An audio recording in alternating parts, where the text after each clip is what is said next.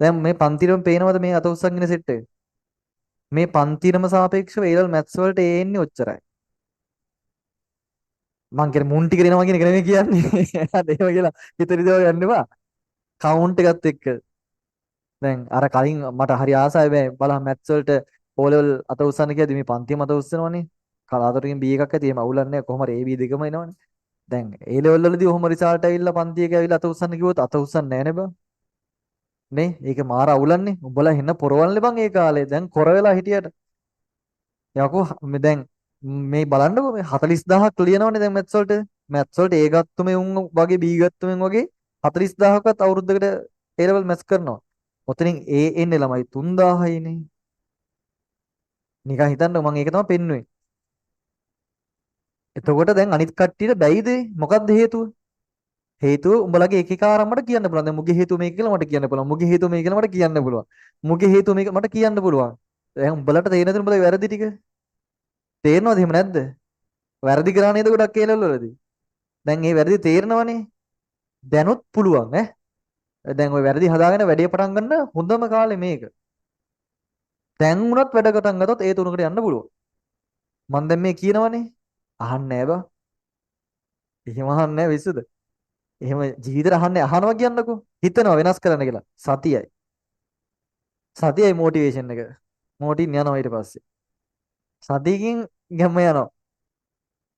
මේව කරන්නේ ළමයි අපරාධයයි. අපරාධي ගන්නේ ලංකාවේ ඉන්න යකෝ උඹලා තමයි ලංකාවේ ඉන්න දක්ෂම ළමයි ටික. හිතන්නකෝ.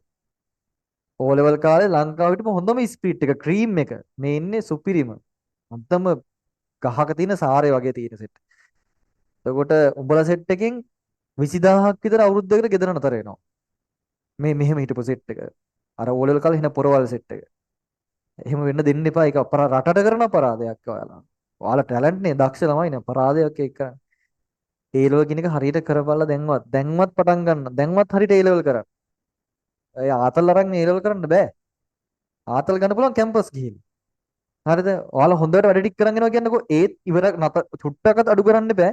මේ වෙනකන් හොඳට වැඩ කරන සෙට් එකක් ඉන්නවනේ දැන් අඩු කරන්න දෙයක් හිතන්නවත් එපා. ඔය වගේ 3 ගුණ 4 ගුණ වැඩ කරනවා.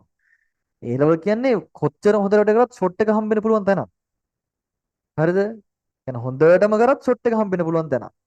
විභාගයට ගිහිල්ලා හදන්න යන පළවෙනි ගාන හැමදාම හදන ආසම ගාන ෂොට් එක දීලා එවන්නේ එදා ඒ පේපරේට. ඉවරයිනේ.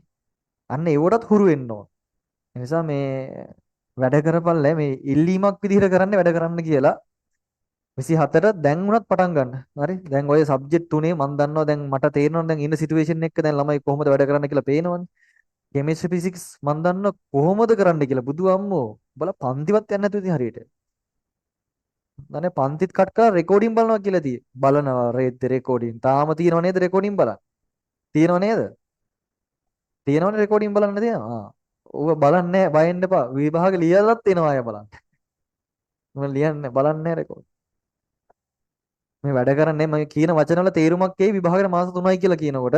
එතකොට හිතනවා අනේ තව අවුරුද්දක්වත් තිබ්බනම් කියලා. ඒ අවුරුද්ද දැන් මේ තියෙනවා. මේ තියෙන අවුරුද්දක් දැන් පටන් ගන්න. හරි. රයිට් දෙවෙනි ගානට යන්න. මොකද්ද අපි කිව්වේ ළමයි? මොකද කිව්වද? මොනවා හරි කියන්නම හිතේ බයින්නම හිතෙන්නේ උඹලට.